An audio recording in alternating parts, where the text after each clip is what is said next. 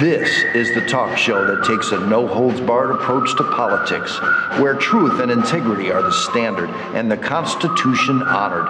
From Renaissance Studios, this is Champion News Talk Radio.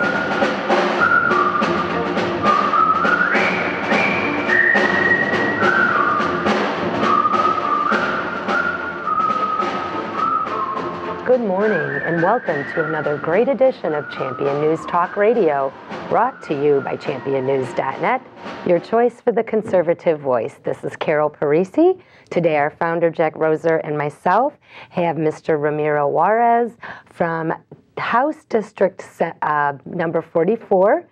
Good morning, Jack. How are you today? Doing fine. Where is District 44? It's in the northwest suburbs. It essentially is Streamwood, Hanover Park, part of Schaumburg, Hoffman Estates, and a small little sliver of Bartlett and Elgin. Mm-hmm. So, Mr. Juárez, how involved are you in politics? Have you ever run for office before? No, I haven't. I'm actually a newbie at this. Okay. Never been involved in politics. Actually, never really understood or got involved with issues and knowing what was going on in our state until I started to see it affecting the kids that I serve in the classroom and the families. Now, you're just saying the kids that you serve in the classroom, you are an educator, you are a teacher. Yes, I'm a teacher. I'm a school teacher at School District 62. I teach kids that come from a predominantly high poverty, low income community. I'm a bilingual teacher, and I teach fourth grade students. Okay. Bilingual is so important.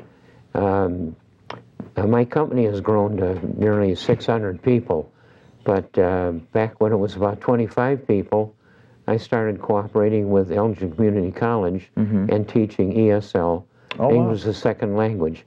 You can't run a really quality manufacturing company if people can't talk to each other. You're absolutely right. And right now there's, you know, it's unfortunate that there really isn't an agreement as to what works well within bilingual education. There's a lot of school districts in the state that are doing different things. I believe it's very, very important, especially in the early grades, because a lot of families speak their native language at home. That's the reality. When I was younger, my dad always said Spanish at home, English at school. And that's how I learned. Did your dad speak English? My dad is fluent in English now. Okay. And the reason that he was like that is, well, he came to this country in 1964, I believe.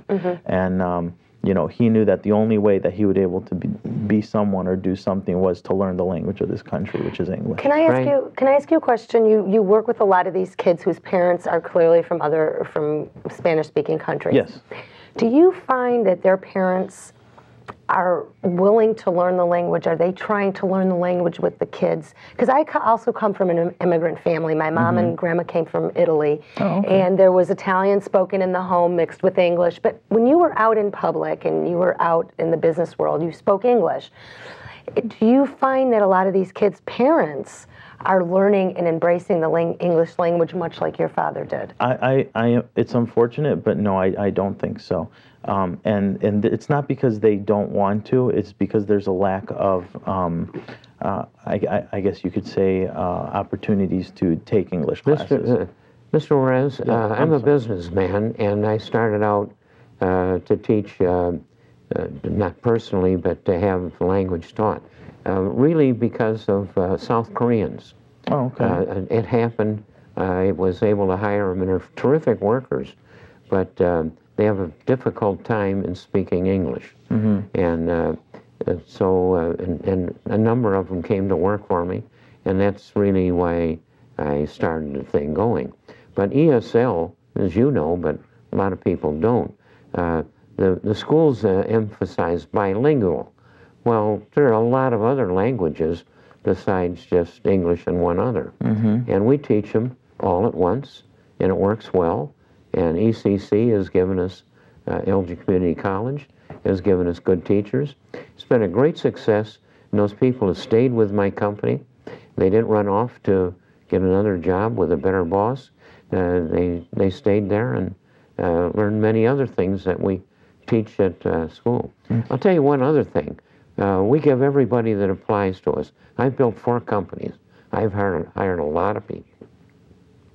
We found that job applicants can't do arithmetic. I'll tell you, 3/4 of the applicants for everything from sweepers to engineers, 3/4 of them can't do 6th grade math. We have now that as a criterion for employment.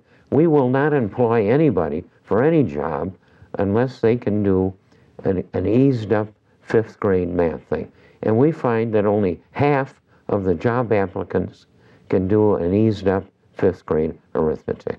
You know, you're saying a lot of things that actually I'd like to address. I mean, it's fantastic that you're offering ESL classes to your employees. They have to be done on site. That's what struck me about what you were saying, is that to the adults learn. They aren't going to leave work and go to the library to learn the language. That's exactly what happens. People would love to take English classes, but there's just essentially there's not enough. They got 2 jobs, or they got kids, or dinner. They aren't going to go somewhere else to go to school again. But time out. My grandparents spoke Italian. That's all they spoke. But they came here, and there were no classes back then. They had the will to learn the language. Doesn't matter. What he's got is a good push on this thing. What I'm saying is, I think what we need to do is make sure that we offer more English classes, and we have to do it in locations that are accessible to families, and I'm going to say parents because that's who I work with. A lot of parents would love to take English classes, be it at the churches where they go to, at the schools where they go to, where their kids go. I know there's a lot of schools that have started doing after-school programs for kids. Soccer games where they can work on the computers, or art classes, but the requirement for them to participate in those classes is that their parents also have to go to a class at the school. Can I ask you a question though? Yeah. Your dad, okay, he came here. He didn't speak English when he came here? No, he did not. How did he learn? Working, essentially just working. Did he have classes? He took some through, I believe at the time, I want to say it wasn't Harper College, it was, I can't remember. It was a community school. Yeah, it was college, a community. I don't even know if it was a school. It could have been just a community organization that was giving them, but he didn't go very often. Let me go back from what he tells But me. don't you think, like television, now there's Spanish-speaking radio stations, Spanish-speaking television. We're not... You're asking, well, can't individuals learn English even if they don't go to classes? If they don't go to class. You know, learn if they want to. A lot of them do. You learn pidgin English, about 200 words, and you get by with it. You have to go to school and have somebody teach it. It has to be more intense. And I mean, there's individuals that would just love to just go to a class, learn English. I mean, just get bombarded by English so that they can communicate. An immersion. What's going on right now? There's a lot of families where they have their children translate. Now, it's interesting when we have parent-teacher conferences. I'm fluent in Spanish, so I can communicate with the parents. But I know of instances where the kids come in and translate for the parents, and a lot of times, what the teacher's saying, not all of it gets to the parents. So that's convenient. Yeah, that's very convenient. So there's a lot of reasons why people wanna really learn English. One, it opens up job opportunities. Two, I mean, they know it's the language of this country. While it's not, I believe, our official language. It's not our official language. Most immigrants believe that it is, and the consider world it. is teaching English. It's a if you go to key China, opportunity. the Philippines, Right. Japan, they're all teaching English. It is a lingua franca of the world. Everybody's speaking English. And if you can't be a quality manufacturer if your people can't talk to each other on the job. And you see, it that's... was a matter of quality that determined me to do this thing. I tried sending people out to the library or getting them a book. None of that works. You got to teach them. What we do is 3 days a week. We give them, take them an hour on the job we pay for, and we ask that they give another hour at the end of the day. That's fantastic. That's awesome. And that works. And there's something, in the district I'm running at, we've got about 5,000 Hispanic voters, and it's growing. You know, I do have to put out literature in Spanish because there's voters that don't know English, and I can understand if we have some, you know, older recent immigrants that are citizens that find it very difficult to learn English. So we get that, but we're putting out this literature and some of these mailers in Spanish.